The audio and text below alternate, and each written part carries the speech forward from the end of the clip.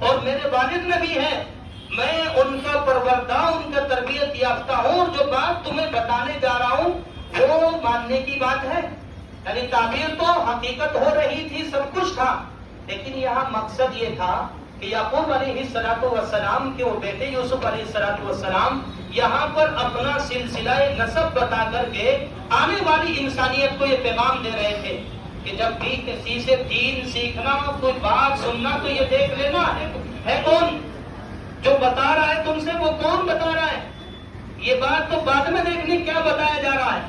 ہمارے یہاں صورتحال اس دور میں یہ پیدا ہو گئی کہ آج کے دور میں یہ بات اس لیے کہتا ہوں کہ یوٹیوب پر بہت سارے مفکرین جمع ہو گئے اور وہ اپنے اپنے فتوے لے کر کے بیٹھے ہیں، اور میرے عوام کو، میرے نوجوان دوستوں کو اور میرے بڑوں کو یہ پتا نہیں ہے کہ وہ آپ کو جو بتایا جا رہا ہے وہ حقیقت ہے کہ نہیں، اس کا حقیقت سے کوئی تعلق ہے کہ نہیں۔ کچھ اس طرح کے دہریے پیدا ہو گئے، وہ تعلق جو ہے تراویح کے منکر ہو گئے، وہ تراویح کا انکار کرتے ہیں، اور پھر بہت سارے مفکرین پیدا ہو گئے جو اس تراویح میں اپنی عقلیں دوڑاتے ہیں، اور وہ یوں کہتے ہیں کہ تراویح کی 8 رکعت ہیں اور 12 رکعت ہیں اور اتنی رکعت ہے۔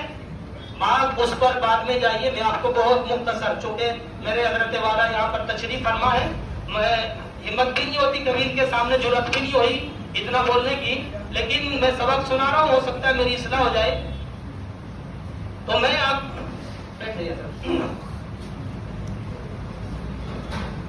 بہت سارے لوگ یوں کہتے ہیں کہ تراویح اتنی رکعت ہے۔ ہم یہ کہتے ہیں ہمارے یہاں جو شریعت میں جو دلیل بنائی جاتی ہے جن چیزوں کو، نمبر 1 چیز ہے قرآن، دوسری چیز ہے رسول اللہ کی احادیث، اور تیسری چیز ہے قیاس، اور چوتھی چیز اجماع صحابہ۔ یہ 4 دلیلیں وہ ہیں جو پوری امت کا اس بات پر اتفاق ہے کہ یہ چاروں کی چاروں دلیلیں متفق علیہ طور پر شریعت کی بنیاد ہے۔ جو چیز ان دلیلوں سے ثابت ہو وہ شریعت کی بنیاد ہے۔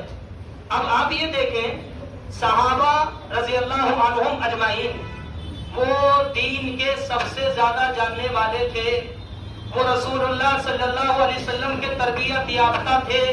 صحابہ کی مقدس جماعت وہ تھی جن کی سند قرآن سے ملی، جن کی برات کا اعلان قرآن نے کیا، جن کو سند رسول اللہ صلی اللہ علیہ وسلم کی زبان سے تو ملی، لیکن خود قرآن نے رضی اللہ عنہم ورضوا عنہ کا خطاب دیا۔ محمد الرسول اللہ والذین معه اشداء علی الکفار رحماء بینہم تراہم رکعا سجدا یبتغون فضلا من اللہ۔ جگہ جگہ میرا اللہ ان صحابہ کی مقدس جماعت کی تعریفیں بیان کرتا ہے۔ وہ صحابہ مل کر ایک فیصلہ کر لیتے ہیں کہ ہمیں 20 رکعت تراویح پڑھنی ہے، اور فیصلہ کرنے والے کون؟ امیر المؤمنین حضرت عمر رضی اللہ عنہ، جن کے بارے میں میرے نبی نے خود ارشاد فرمایا لو کان بعدی نبی لکان عمر، میرے بعد کوئی نبی ہوتا تو عمر ہوتے، عمر کو بنایا جاتا۔ وہ عمر رضی اللہ عنہ فیصلہ کر رہے کتنی رکعت کا؟ 20 رکعت تراویح کا۔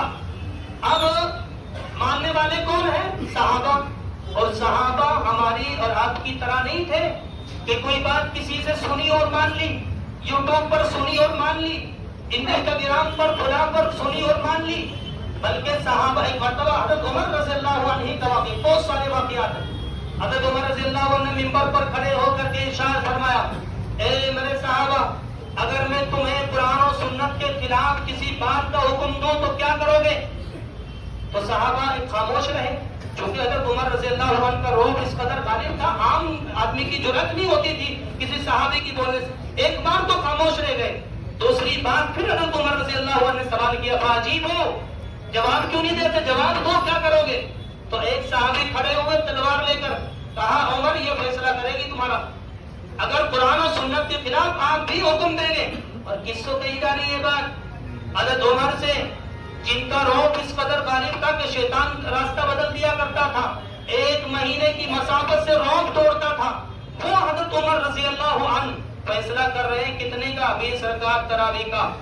اور ماننے والے کون؟ صحابہ کی جماعت، اتنے بڑے مقدس ترین پاکیزہ نفوس ہستیاں ہیں جن کے بارے میں یوں کہا جائے کہ اس دور کے نہیں بلکہ ہر دور کے بڑے بڑے کتب اور ابدال صحابہ کے قدموں کے خاک کے برابر نہیں ہو سکتے.